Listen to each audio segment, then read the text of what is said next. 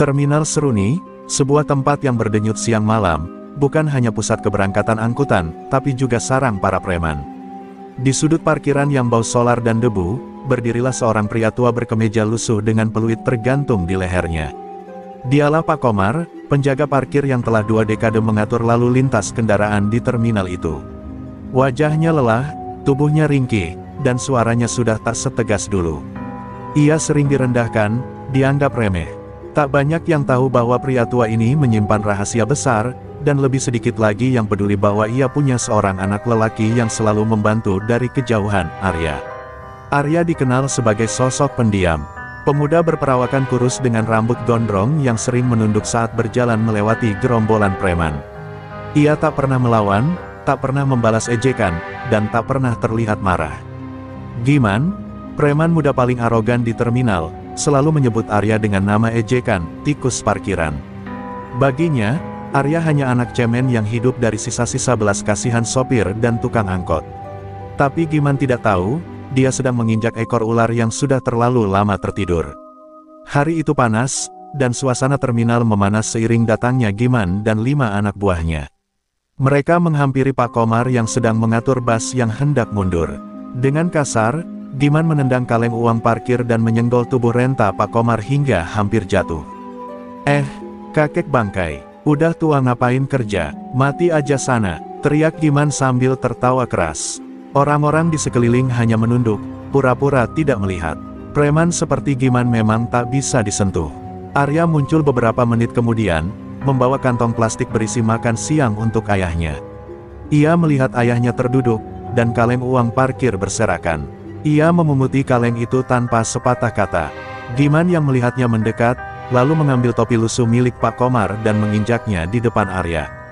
"Kalau anakmu jago, suruh dia lawan gue," katanya sambil tertawa puas. Arya hanya menatapnya, dingin, dalam, dan mematikan.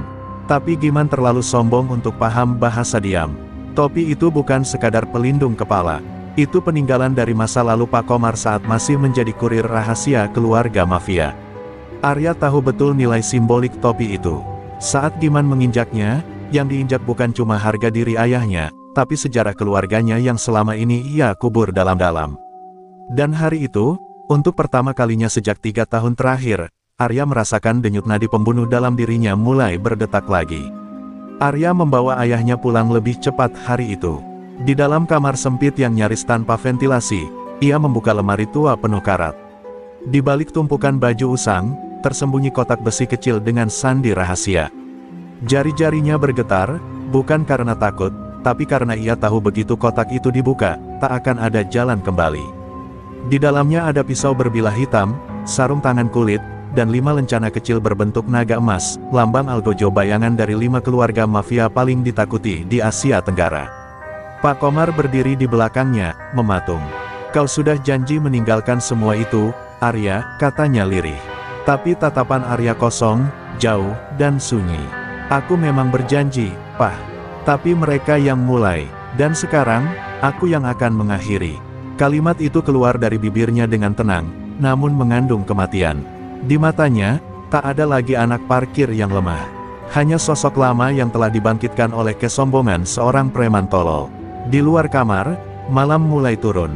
Tapi di dalam jiwa Arya, langit sudah lama berubah gelap. Dan saat kegelapan itu sepenuhnya menelan, satu persatu pelaku yang menyentuh keluarganya akan menyadari, mereka baru saja membangunkan algojo bayangan dari tidurnya. Keesokan harinya, suasana terminal Seruni terasa lebih sunyi dari biasanya. Beberapa sopir mulai berbisik-bisik soal insiden kemarin. Mereka menyaksikan sendiri bagaimana Giman mempermalukan Pak Komar dan anaknya.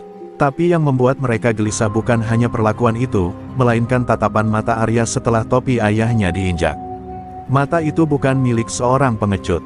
Itu tatapan seseorang yang pernah melihat kematian, dan mungkin, pernah membawanya. Giman, seperti biasa, justru semakin pongah. Ia menganggap dirinya pahlawan karena sudah membuat tikus parkiran tak berdaya. Ia bahkan membual kepada para sopir bahwa Arya menangis di rumah. "Kalau dia jantan, kemarin dia tonjok gue. Tapi apa, dia malah kutipin kaleng parkir kayak pengemis." Teriaknya lantang, memancing tawa anak-anak buahnya. Tapi tawa itu tidak bertahan lama. Salah satu dari mereka, Ucup, mengaku melihat Arya malam tadi berjalan sendirian ke arah bekas gudang tua di pinggir terminal, tempat yang sudah lama dianggap angker. Dia ke sana tengah malam, sendirian. Jalannya, aneh, kata Ucup dengan nada ragu. Tapi Giman malah menertawakannya. Paling nyari tempat buat nangis diam-diam.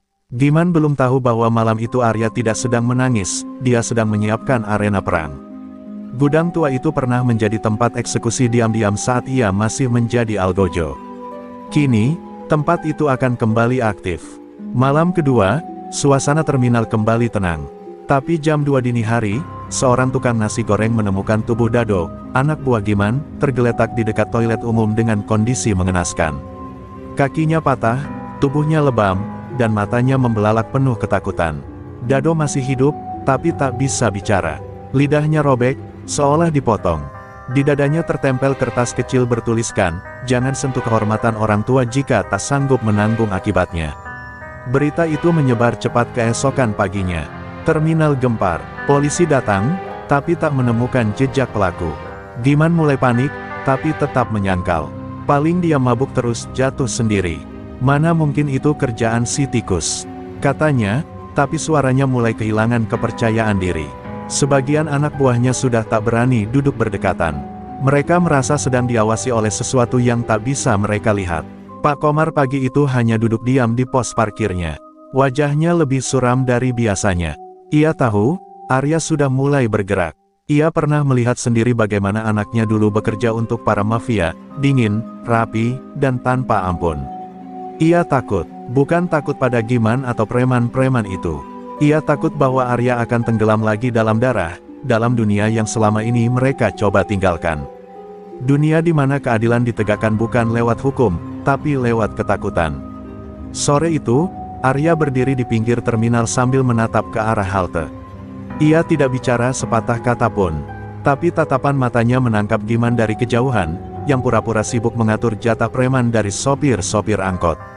Untuk sesaat, pandangan mereka bertemu. Dan dalam sepersekian detik itu, Giman merasa tengkuknya dingin. Entah kenapa, tubuhnya menggigil. Ia tidak sadar, ia baru saja menatap wajah dari seorang pembunuh terlatih, yang tengah memutuskan kapan ia akan mati. Dan sejak saat itu, kesalahan Giman berubah dari sekadar kekeliruan menjadi kutukan. Karena ia telah menyentuh sesuatu yang seharusnya tidak disentuh, kehormatan seorang ayah, dan dendam seorang algojo yang selama ini menunggu alasan untuk bangkit. Malam mulai jatuh lagi di terminal Seruni, namun udara kini terasa berbeda, lebih berat, seolah-olah terminal ini sedang menahan napas. Sejak tubuh Dado ditemukan, para sopir lebih cepat pulang, dan warung kopi tutup lebih awal. Tak ada yang berani bersuara lantang. Para preman mulai saling curiga satu sama lain. Tapi satu, nama terus bergema diam-diam di antara mereka, Arya. Nama yang sebelumnya hanya jadi bahan lelucon kini terdengar seperti pertanda kematian. Di rumah sempitnya, Arya duduk di depan meja kayu tua.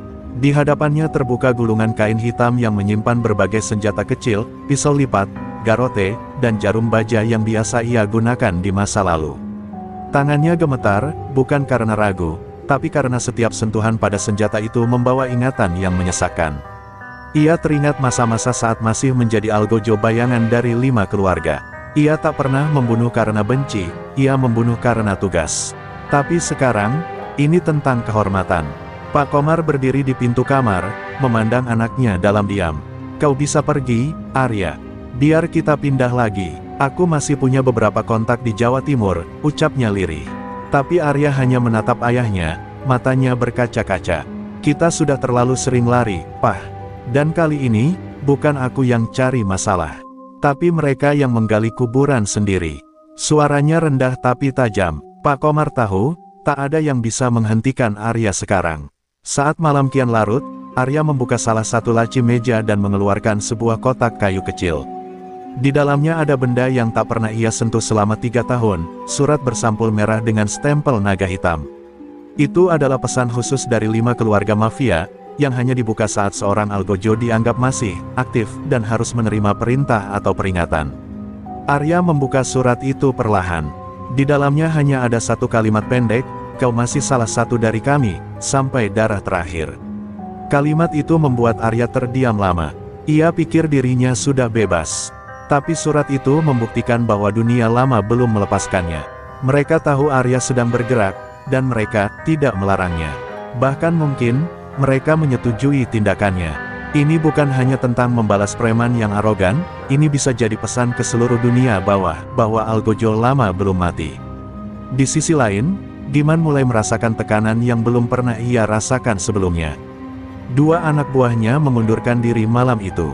Mereka tidak sanggup tidur, salah satunya bermimpi didatangi sosok bertopeng hitam yang mengancam akan mencabut nyawanya.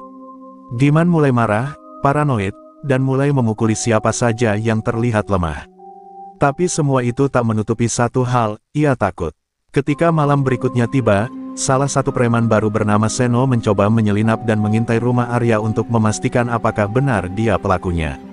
Tapi Seno tidak pernah kembali. Yang ditemukan keesokan harinya hanyalah jaket kulitnya tergantung di pintu terminal dengan simbol naga hitam dilukis pakai darah ayam di belakangnya. Tidak ada polisi yang berani menyentuhnya. Mereka tahu ini bukan kerjaan orang biasa. Terminal Seruni kini resmi berubah menjadi ladang ketakutan. Orang-orang mulai paham, ini bukan sekadar perang antara preman dan anak penjaga parkir. Ini adalah cerita tentang masa lalu yang kelam, tentang seorang Algojo yang selama ini hidup dalam bayang-bayang, dan kini berjalan kembali membawa keadilan dengan caranya sendiri. Hujan mengguyur deras malam itu, membasahi lantai terminal yang kini sepi bagai kota mati. Petir sesekali menyambar, menyinari siluet bangunan-bangunan tua yang pernah ramai. Tapi kini, orang-orang lebih memilih berdiam di rumah, menutup jendela, dan berdoa agar malam cepat berlalu. Mereka tahu, ini bukan malam biasa. Ini malam pertama setelah pesan kematian dikirim lewat jaket berdarah. Dan setiap orang di terminal percaya, malam ini akan ada yang hilang lagi. Giman berusaha menahan rasa takutnya dengan minum ciu dari botol plastik. Di basecamp kecil yang biasa ia pakai untuk memalak sopir, hanya tinggal 3 anak buahnya, Kecot, Garing, dan Ompong. Wajah mereka pucat. Mereka tahu, Arya adalah pelakunya, tapi tak ada yang berani menyebut namanya. Dia cuma bocah lemah, cuma main ancaman. Kita serbu rumahnya kalau perlu. Gertak Giman sambil membanting botol. Tapi suara petir yang menyambar membuatnya sontak terdiam. Seakan alam pun menertawakan kesombongannya. Sementara itu, di balik gelapnya lorong gudang tua, Arya telah bersiap. Tubuhnya dibungkus jaket hitam tebal, wajahnya sebagian tertutup masker kain, dan matanya memancarkan dingin yang menusuk. Di tangannya tergenggam pisau pendek bermata 2, senjata khas yang dulu hanya digunakan untuk eksekusi cepat. Arya tidak bergerak tergesa, ia menunggu. Dan malam ini, Garing, preman paling bengis kedua setelah Giman, telah menjadi target pertamanya. Sekitar pukul 2 dini hari, Garing memutuskan buang air di belakang terminal. Ia berjalan sendirian, mengumpat sambil menyalakan rokok. Tapi sebelum bara rokok menyala sempurna, tangan hitam tiba-tiba menyergap dari belakang. Garing bahkan tak sempat berteriak. Dalam hitungan detik, tubuhnya ditarik ke dalam kegelapan, dan hanya terdengar suara lirih seperti bisikan, "Untuk ayahku." Keesokan paginya, tubuh Garing ditemukan tergantung di tiang bendera kosong dekat musola terminal. Lehernya terikat tali tipis, dan dadanya penuh luka gores. Di mulutnya disumpal kertas yang sama seperti sebelumnya, bertuliskan, "Kesombonganmu membunuhmu." Polisi datang, tapi seperti sebelumnya, mereka tak berani terlalu jauh menyelidiki. Semua tahu, pembunuh ini bukan kriminal biasa, dia tahu cara bekerja, tahu cara menghilang, dan lebih dari itu, dia menginginkan ini semua. Berita kematian Garing membuat nyali para preman tersisa lumer. Kecot langsung kabur keluar kota malam itu juga, dan Ompong memilih sembunyi di rumahnya di perkampungan belakang terminal. Sedangkan Giman, untuk pertama kalinya, kehilangan keberaniannya. Ia duduk sendirian di base camp, memegang celurit yang bahkan tangannya gemetar untuk mengangkat. Dalam hati kecilnya, ia tahu, waktunya akan tiba. Di rumahnya, Arya berdiri di depan cermin kecil. Wajahnya tak menunjukkan kepuasan, tak ada rasa bangga. Baginya, ini bukan balas dendam, ini pembersihan. Pembersihan terhadap kerak busuk yang mencemari nama baik orang tuanya. Ia tahu jalan ini akan membawa konsekuensi. Tapi setiap malam ia tidur dengan damai, karena satu-satunya yang ia perjuangkan bukan dirinya, melainkan kehormatan ayahnya. Dan malam baru saja dimulai. Masih ada nama di daftar Arya. Dan setiap nama akan dibayar dengan darah, sunyi, dan teror. Terminal Seruni belum selesai, neraka baru saja dibuka. Sejak kematian Garing yang ditemukan tergantung di tiang bendera, nama Arya tak lagi disebut dengan cemooh. Ia kini berubah jadi legenda hidup, dibicarakan dengan suara berbisik di sudut-sudut warung kopi yang kini tutup lebih cepat. Para sopir saling menatap waspada, para pedagang membenarkan doa sebelum pulang, dan langit di atas terminal Seruni terasa lebih kelam dari biasanya. Teror itu telah memiliki bentuk. Ia adalah bayangan yang berjalan pelan tapi pasti, memetik nyawa para preman satu persatu. Diman mulai kehilangan kewarasan. Ia duduk di base camp sendirian, memeluk celurit yang tak pernah digunakan. Matanya sembab, wajahnya tak lagi menyimpan keberanian. Seorang preman yang dulunya congkak, kini bahkan tak berani berjalan 5 meter ke toilet sendiri. Ia selalu menyuruh Ompong menemaninya, satu-satunya anak buah yang masih tersisa dan belum kabur. Tapi Ompong pun kini tidur dengan pisau di bawah bantal, dan mimpi buruk setiap malam. Di tengah ketakutan itu, malam kelima datang tanpa suara. Dan seperti kemunculan hantu, satu persatu poster preman di dinding terminal dirobek seseorang. Hanya tertinggal sobekan dengan goresan simbol naga hitam dan angka 3 lagi. Sebuah pesan, terang-terangan bahwa algojo bayangan ini masih melanjutkan perhitungan. 3 target tersisa, semua orang tahu, itu berarti Ompong, Diman, dan satu lagi, siapa? Keesokan paginya, tubuh Ompong ditemukan tergantung terbalik di gapura masuk terminal. Tangannya terikat ke belakang, dan ada pisau kecil tertancap di papan nama bertuliskan, "Diam saja saat ayahku diinjak. Lidahmu pantas terdiam selamanya." Jeritan pedagang yang menemukan jasad itu membuat terminal kacau pagi itu. Polisi kembali datang, tapi seperti biasa, mereka hanya mencatat dan pergi. Bahkan seorang perwira tua yang memimpin tim itu berkata pelan, "Ini kerja orang yang terlatih. Bukan pembunuh biasa, bukan orang biasa." Arya malam itu duduk di atap rumahnya, memandang langit mendung tanpa suara. Pak Komar berdiri di bawah, memandang anaknya dengan hati yang hancur. "Kau tak harus begini, Arya. Semua bisa kita tinggalkan lagi. Pergi ke tempat baru, hidup dari awal," ucapnya. Tapi Arya hanya berkata pelan, "Aku sudah terlalu dalam, Pak. Mereka bukan sekadar preman, mereka mempermalukan darahmu. Dan aku hanya membersihkannya."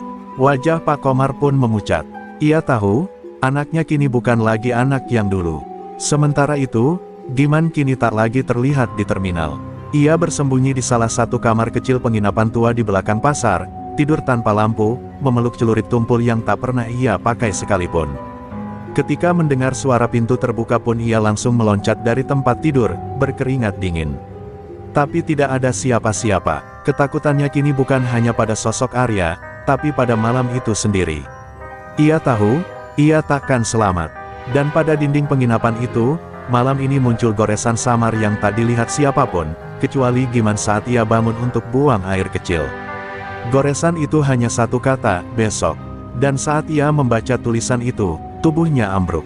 Untuk pertama kalinya, preman paling arogan di terminal Seruni menangis seperti anak kecil, memeluk lututnya dan menjerit dalam sunyi. Karena ia tahu, besok bukan sekadar hari. Besok adalah akhir. Subuh menyapa terminal Seruni dengan hawa yang berbeda, bukan dingin yang menyegarkan, tapi beku yang mencengkeram tulang. Di rumah tua mereka yang lembab, Pak Komar duduk termenung di depan sajadah usai salat, memandangi anaknya yang berdiri diam di ambang pintu. Arya masih mengenakan jaket hitamnya, wajahnya pucat karena begadang berhari-hari, tapi sorot matanya justru semakin tajam. Ia sudah siap untuk menyelesaikan semuanya hari ini. Tapi sebelum melangkah keluar, suara serak Pak Komar menahan langkahnya. "Duduk, Arya, ayah harus bicara." Arya berbalik perlahan. Entah kenapa, untuk pertama kalinya sejak semua ini dimulai, langkahnya terasa berat. Ia duduk bersila di depan ayahnya, dan menatap mata lelaki tua yang selama ini ia jaga kehormatannya dengan darah. Pak Komar menarik napas panjang, lalu membuka rahasia yang selama ini terkunci rapat. Dulu, ayah bukan cuma penjaga parkir. Ayah adalah perantara utama antara 5 keluarga mafia dengan dunia luar. Mereka butuh seseorang yang tampak biasa, tak mencolok, dan itu, ayah. Arya hanya diam. Ia memang tahu sedikit, tapi tak pernah mendengar pengakuan seutuh ini. Pak Komar melanjutkan, suaranya bergetar. Waktu itu, ayah menyelamatkan nyawa salah satu kepala keluarga. Sebagai balasannya, mereka melatih kamu, menjadikanmu bayangan. Algojo yang hanya bergerak untuk urusan paling penting. Tapi setelah ibumu meninggal, ayah tak sanggup lagi. Kita kabur, kita tinggalkan semuanya. Mata Pak Komar mulai berkaca-kaca. Tapi dunia itu tidak pernah benar-benar melepaskan kita. Ya, aku yang memilih jalan ini lagi, Pak, kata Arya pelan. Bukan mereka, aku, karena aku lihat kepala ayah ditendang seperti sampah. Karena aku lihat topi ibu diinjak di tanah. Karena semua orang diam, ucapan Arya membuat dada Pak Komar sesak. Ia bangga dan takut dalam waktu bersamaan. Anak yang ia cintai telah berubah menjadi hantu yang ia coba kubur bertahun-tahun. Pak Komar menggenggam tangan Arya. Kalau hari ini adalah hari terakhir dari semua ini, kau harus tahu satu hal, setelah ini, jangan kembali. Selesaikan, tapi tinggalkan semuanya setelahnya. Jangan hidup di antara bayangan lagi. Hidup di sinar pun tak apa-apa, meski sedikit.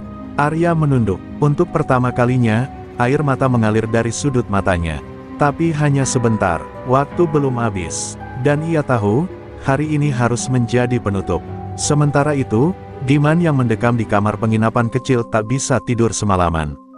Ia menggigil di sudut ruangan, keringat dingin membasahi tubuhnya. Di balik pintu, suara langkah kaki samar terdengar, lalu menghilang, lalu muncul lagi. Ia berteriak-teriak sendiri dalam kegelapan, memanggil nama anak buahnya yang sudah mati atau kabur. Ketakutan telah menghancurkan pikirannya lebih cepat daripada pisau. Arya melangkah pelan meninggalkan rumah. Jalanan terminal mulai ramai, tapi orang-orang langsung menyingkir saat melihatnya lewat.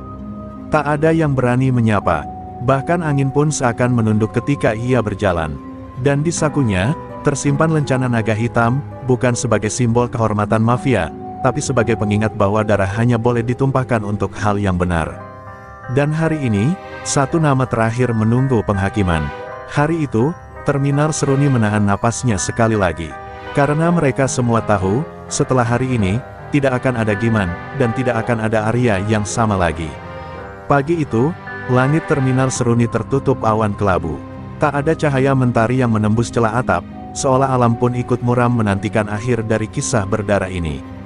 Di sebuah penginapan tua yang hampir roboh di belakang pasar, Giman terduduk di pojok ruangan, tubuhnya basah oleh keringat dingin. Matanya merah, pipinya penuh cakaran, dan mulutnya komat kamit menggumam doa-doa yang ia hafal seadanya. Ia tahu waktunya hampir habis, dan ketakutan itu lebih menyiksa daripada kematian itu sendiri. Tiba-tiba pintu penginapan terbuka perlahan, engselnya berderit panjang. Giman menjerit, menggenggam celuritnya erat-erat, tapi tidak ada siapa-siapa di luar. Hanya angin malam yang masuk, membawa aroma tanah basah dan darah. Di lantai depan kamarnya, sesobek kertas basah tertempel dengan paku kecil. Giman membacanya dengan tangan gemetar, dosa tidak pernah hilang, hanya ditunda untuk dibayar. Dan waktumu, sekarang. Arya muncul tanpa suara, wajahnya tertutup masker hitam, hanya matanya yang terlihat tajam, kosong, seperti lubang neraka. Giman mundur, celuritnya jatuh karena tangannya terlalu basah oleh keringat. Arya, aku minta maaf, aku nggak tahu, aku cuma main-main. Suaranya pecah seperti anak kecil yang ketahuan berbohong. Tapi Arya hanya berdiri, diam, menatap tanpa emosi. Hening yang menyelimuti ruangan lebih menusuk daripada teriakan. Waktu kau injak topi ayahku, Arya akhirnya bicara, suaranya rendah, tenang, dan dingin, kau injak seluruh hidup kami. Seluruh harga diri ayahku yang selama ini diam disiksa demi kau bisa hidup sombong. Kau tidak salah sasaran, Giman. Kau hanya terlalu bodoh untuk tahu siapa yang kau sentuh. Giman mulai menangis. Air matanya bercucuran, tubuhnya bergetar hebat. Tapi tak ada ampun. Tidak untuk seseorang yang dengan sadar menghancurkan orang yang tak pernah mengganggunya. Arya melangkah maju, dan dalam sekejap, lutut Giman ditembus oleh pisau kecil yang dilemparkan dengan presisi mematikan. Giman berteriak keras, tapi Arya tetap tenang. Ia tidak membunuh langsung. Ia ingin Giman merasakan rasa takut, sakit, dan putus asa, semua yang pernah dirasakan oleh ayahnya saat dipermalukan di depan orang banyak. Satu persatu luka ia ukir tanpa membunuh. Karena bagi Arya, dosa Giman terlalu besar untuk mati cepat. Ketika darah sudah memenuhi lantai, dan jeritan Giman berubah menjadi isakan pelan, Arya berdiri tegak. Ia menatap langit-langit sejenak, lalu berkata, "Kau tidak akan kubunuh, Giman.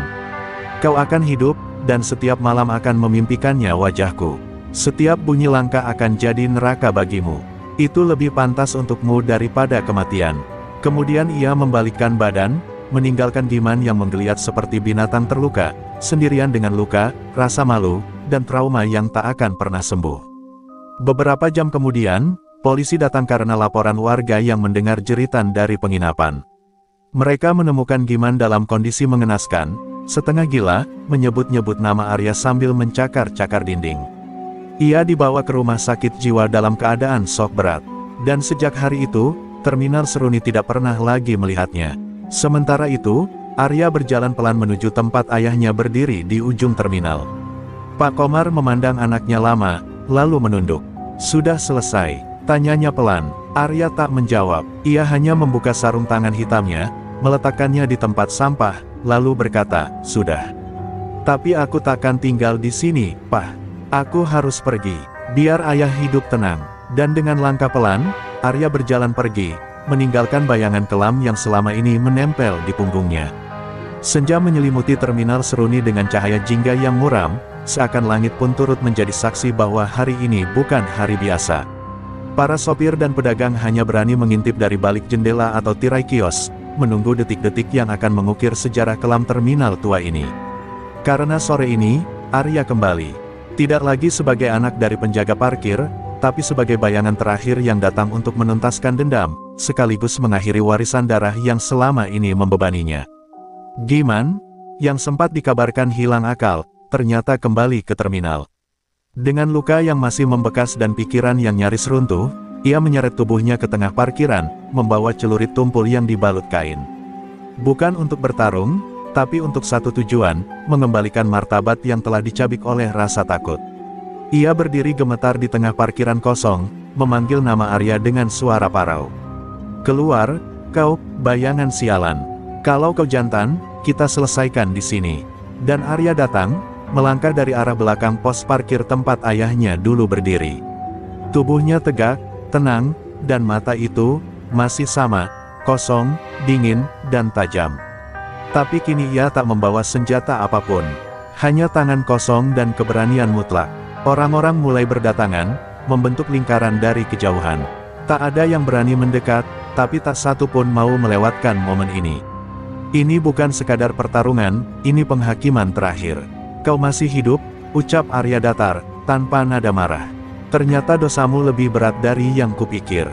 Sampai-sampai kematian pun belum sudi menjemputmu." Giman mengangkat celuritnya tinggi, tapi tangannya gemetar. Aku bukan pengecut. Kau cuma anak bayangan, kau nggak punya tempat di dunia ini." Teriaknya, setengah menghibur dirinya sendiri. Tapi Arya hanya melangkah maju, tanpa ragu, seakan celurit di tangan Giman tidak lebih dari ranting kering. Serangan pertama datang dari Giman, ceroboh, tergesa, dan penuh ketakutan. Arya menghindar dengan gerakan ringan, lalu satu pukulan keras mendarat di dada Giman, membuatnya terhuyung. Celuritnya terlepas. Dua pukulan cepat menyusul, menghantam rahang dan perutnya. Giman terkapar di tanah, berdarah, menggeliat dalam sakit. Tapi Arya tidak menginjaknya, tidak menghajarnya lebih jauh. Ia hanya berdiri di atasnya, menatap dengan tenang, lalu berkata, "Inilah bedanya kita. Kau menyiksa ayahku saat dia tak bisa melawan. Aku menghentikanmu saat kau sudah tak punya alasan untuk terus hidup." Tiba-tiba suara langkah pelan terdengar. Pak Komar muncul di tengah kerumunan, wajahnya letih tapi damai. Ia berjalan mendekat ke tengah parkiran, berdiri di sisi Arya. "Sudah cukup, Nak. Tidak semua luka harus dibayar dengan darah. Kau sudah tunjukkan siapa kau sebenarnya. Sekarang waktunya, kau hidup sebagai manusia, bukan sebagai bayangan." Suara itu lirih, tapi menamparkan lebih keras dari pukulan manapun. Arya mematung, menatap ayahnya. Untuk pertama kalinya, air mata benar-benar mengalir dari matanya, tanpa bisa ditahan. Arya mengangkat Giman yang sudah nyaris pingsan, dan mendorong tubuhnya ke depan kerumunan.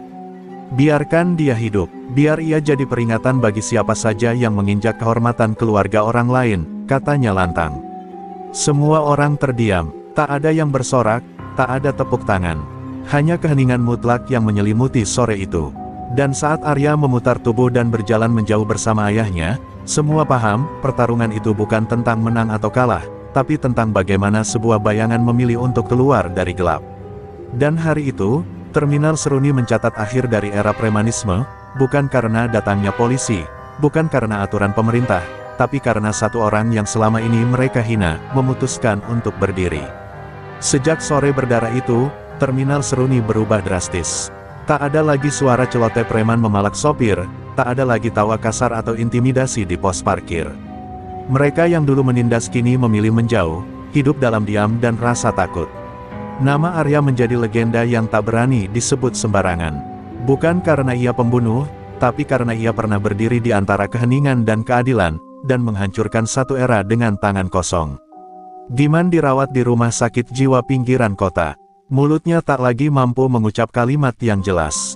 Ia hanya menggumam berulang-ulang nama, Arya, dan topi tua itu, dengan mata yang tak pernah benar-benar menatap. Sekujur tubuhnya dipenuhi luka trauma fisik dan batin, tapi yang lebih parah adalah ketakutan di pikirannya, ketakutan pada satu sosok yang tak membunuhnya, melainkan membiarkannya hidup sebagai aib terakhir para preman. Arya, setelah pertarungan itu, benar-benar menghilang. Tidak ada yang tahu kemana perginya. Bahkan Pak Komar hanya berkata bahwa anaknya pergi untuk mencari hidup yang baru, jauh dari darah, jauh dari bayangan. Warung kopi tempat biasa para sopir berkumpul sering menjadi tempat spekulasi, ada yang bilang Arya pergi ke Kalimantan, ada yang bilang ia kembali ke dunia mafia, dan ada pula yang percaya Arya kini hidup sebagai orang biasa, menyamar jadi siapa saja di antara kita. Pak Komar tetap berada di Terminal Seruni, bekerja seperti biasa, seolah tak ada yang pernah terjadi. Tapi semua orang kini menghormatinya. Tak ada yang berani membentaknya, tak ada yang berani menyentuh kaleng parkirnya. Para sopir bahkan sering memberinya lebih, bukan karena takut, tapi karena hormat. Mereka tahu, lelaki tua itu pernah melahirkan sesuatu yang jauh lebih besar dari sekadar anak, ia melahirkan legenda. Namun di dalam hati Pak Komar, ada kekosongan yang tak bisa diisi. Ia merindukan Arya, bukan sebagai algojo, bukan sebagai penjaga kehormatannya, tapi sebagai anak. Ia sering berdiri memandangi langit senja dari pos parkirnya, berharap suatu hari Arya muncul di ujung jalan dengan senyum, membawa sekantong makan siang seperti dulu. Tapi yang datang hanya angin, dan kenangan. Suatu malam, di bawah cahaya bulan purnama, seorang pemuda asing datang ke terminal. Wajahnya asing, tapi tatapannya tajam dan penuh cerita.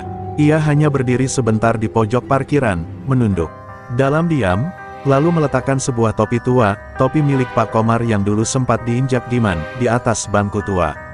Ia tidak berkata apa-apa, hanya berjalan pelan dan menghilang di balik bayangan malam.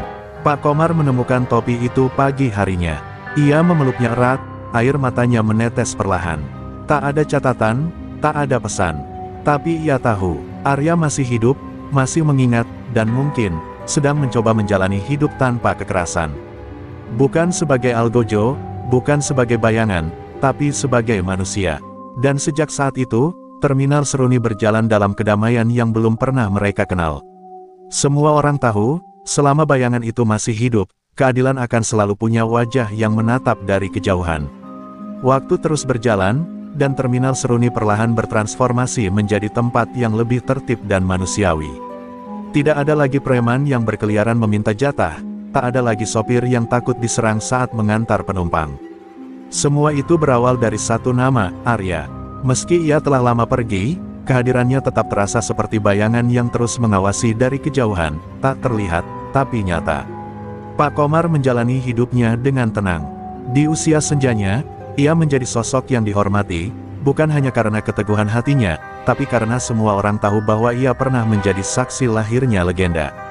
Ia tak pernah bicara banyak soal Arya, namun setiap kali ada orang bertanya tentang kemana anak itu pergi, ia hanya tersenyum dan berkata, dia sedang belajar jadi manusia biasa.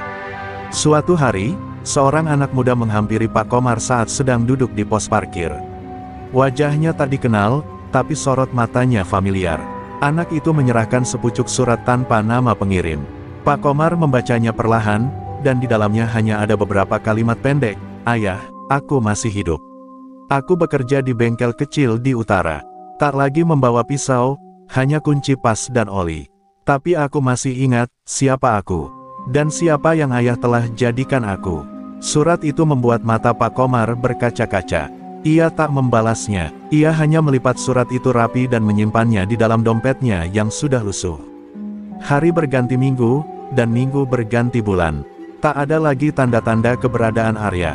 Namun desas-desus muncul dari tempat-tempat jauh, tentang seorang pemuda misterius yang membantu menyelesaikan perselisihan di pelabuhan, tentang seseorang yang membela tukang becak dari geng motor di kota kecil, tentang pria sepi yang datang, membantu, lalu menghilang. Semua cerita itu punya satu kesamaan, keadilan datang tanpa nama, tapi penuh makna. Terminal Seruni kini punya prasasti kecil yang dipasang oleh para sopir di dekat pos parkir, untuk yang pernah berdiri sendiri demi kehormatan, kami tidak lupa. Tak ada nama di sana, tapi setiap orang tahu siapa yang dimaksud. Bahkan anak-anak kecil yang bermain di sana tahu cerita tentang bayangan terminal, yang dulu menghabisi ketakutan dengan tangan sendiri. Pak Komar semakin renta, tapi setiap kali senja datang, ia tetap duduk menatap jalanan terminal, menunggu tanpa harap, tapi juga tanpa putus asa. Karena baginya, warisan Arya bukan kekerasan, bukan dendam, tapi keberanian untuk melindungi orang yang dicintai, bahkan jika itu berarti harus tenggelam dalam gelap. Dan ia tahu, selama masih ada ketidakadilan di dunia ini, anaknya akan terus berjalan di bawah bayang-bayang, sebagai pelindung yang tak terlihat. Dan di suatu tempat jauh dari terminal Seruni, seorang pria muda duduk di depan bengkel kecil. Tangannya kotor oleh oli, wajahnya penuh peluh. Tapi di saku bajunya, tersimpan gulungan kain hitam yang belum pernah ia buka lagi. Ia menatap langit sore, tersenyum tipis, dan berbisik, "Aku bukan siapa-siapa sekarang, tapi jika mereka menyentuh ayah lagi, aku tahu siapa aku." Itulah warisan seorang Algojo, bukan tentang membunuh, tapi tentang memilih kapan harus melawan, dan kapan harus pergi.